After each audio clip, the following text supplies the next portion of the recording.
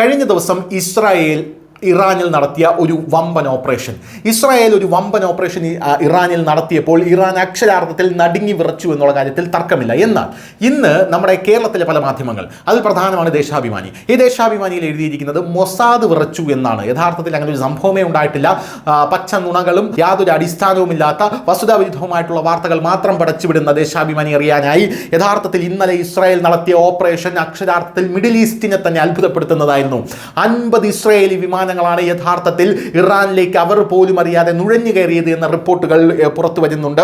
പോരാത്തതിന് ഇറാന്റെ ആയുധപ്പുരകളും missile നിർമ്മാണശാലകളും 50 Israeli വിമാനങ്ങൾ ഇറാനിലേക്ക് നുഴഞ്ഞു കയറി ആരോരും അറിയാതെ തകർത്ത് തരിപ്പണമാക്കി എന്നുള്ള റിപ്പോർട്ടുകളാണ് പുറത്തു വരുന്നത്. അതിൻ്റെ ദൃശ്യങ്ങളടക്കം ഇപ്പോൾ പുറത്തു വന്നിട്ടുണ്ട്. ഇസ്രായേലും ഇറാനും തമ്മിൽ നടന്നുകൊണ്ടിരിക്കുന്ന രൂക്ഷമായിട്ടുള്ള യുദ്ധത്തിൽ 50 ഇസ്രായേലി യുദ്ധവിമാനങ്ങളാണ് ഇറാനിൽ പ്രവേശിച്ചത്. പോരാത്തതിന് ഇറാന്റെ സെൻട്രിഫ്യൂജ് ഉൽപ്പാദനവും ടെഹ്റാനിലെ നിരവധി ആയുധ നിർമ്മാണ കേന്ദ്രങ്ങളും ഇവർ ലക്ഷ്യമിട്ടു അഥവാ തകർത്ത് തരിപ്പണമാക്കി.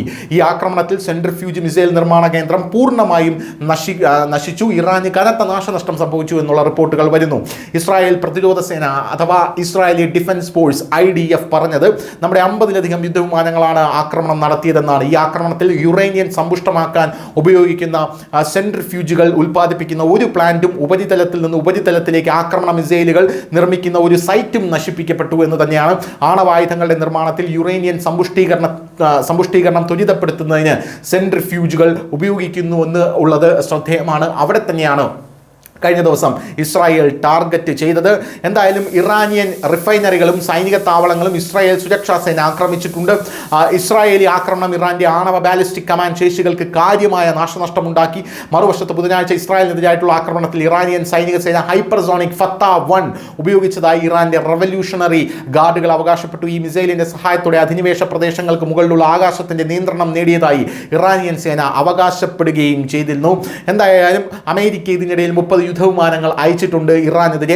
ഇറാനിൽ 585 പേരാണ് മൊത്തത്തിൽ മരണപ്പെട്ടത് എന്നുള്ള റിപ്പോർട്ടുകളും ഇതിനോട് ചേർത്ത് നമ്മൾ വായിക്കേണ്ടതാണ്. 1326 പേർക്കാണ് ഇതുവരെ ഇസ്രായേലിന്റെ ആക്രമണത്തിൽ പരിക്കേറ്റിരിക്കുന്നത്.